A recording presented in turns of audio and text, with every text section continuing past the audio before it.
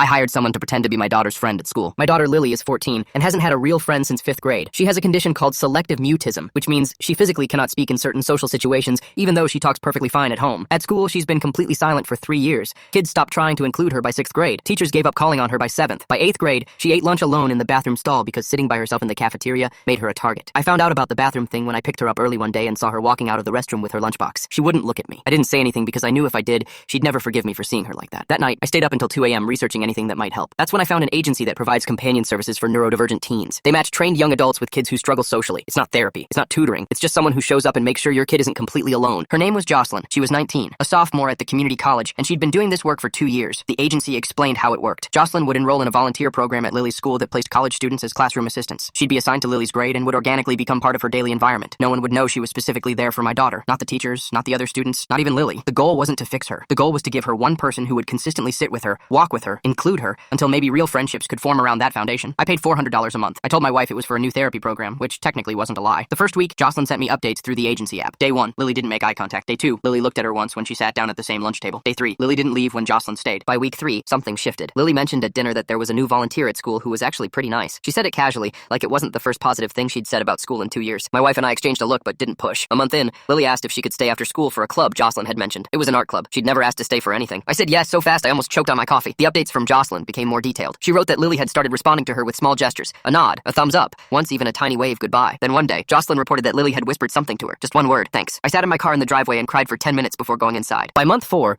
Lily was eating lunch at a table with Jocelyn and 2 other girls who had started sitting with them. Real girls. Other freshmen who liked art and anime, and apparently thought Lily's silence made her mysterious instead of weird. She still didn't talk to them, but she laughed at their jokes. She showed them drawings in her sketchbook. One of them started texting her, and Lily actually texted back. For her birthday, she asked if she could invite people over. People, plural. 3 girls came, including Jocelyn, who I had to pretend I was meeting for the first time. Watching my daughter sit in our living room surrounded by girls her age, actually smiling, actually present, felt like watching someone come back from the dead. My wife kept asking me why I was being so emotional. I blamed allergies. Then last month, Lily came home and told me Jocelyn was leaving the volunteer program. She said it casually, but I saw her face when she said it. She was sad, actually sad about losing someone. I asked if they would stay in touch and Lily shrugged. She said she'd given Jocelyn her number but didn't know if she'd actually text. I wanted to tell her that Jocelyn would definitely text because I was paying her to care. But that's the thing. I don't think I was paying her to care anymore. Jocelyn had started sending me updates that weren't required. Photos of Lily's artwork that she'd asked permission to take. Notes about how proud she was of how far Lily had come. In her final update, she wrote something that broke me. She said when she started, Lily reminded her of herself at that age. She said this job stopped being a job by week 2. She asked if she could keep checking in on Lily even though the contract was ending. No charge, just because. Lily still doesn't know the truth. Jocelyn texts her every few days now, and it's real. The 2 other girls from lunch are real too. Last week,